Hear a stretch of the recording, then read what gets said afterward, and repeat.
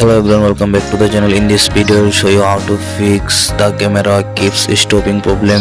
If your camera is not opening problem, you can see this is the problem. How to fix it? Okay, let's get start. First of all, now restart your phone and reopen it again your phone. Okay, back to home screen and go to phone settings and scroll down, then tap on apps option, then tap on search bar, search for camera option.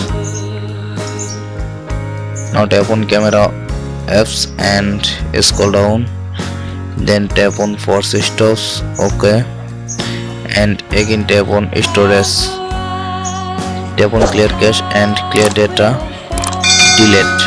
Okay, back, and now tap on permission option and first to last allow all permission. First camera allow back, second location allow back, microphone allow back, music and audio allow back, nearby devices allow back, notifications allow notifications. Okay, back, and photos and videos always allow all permission complete. Okay, back to home screen,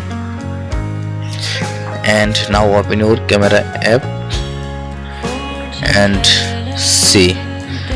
I hope your problem has been solved successful. Please subscribe and like, comment, share now.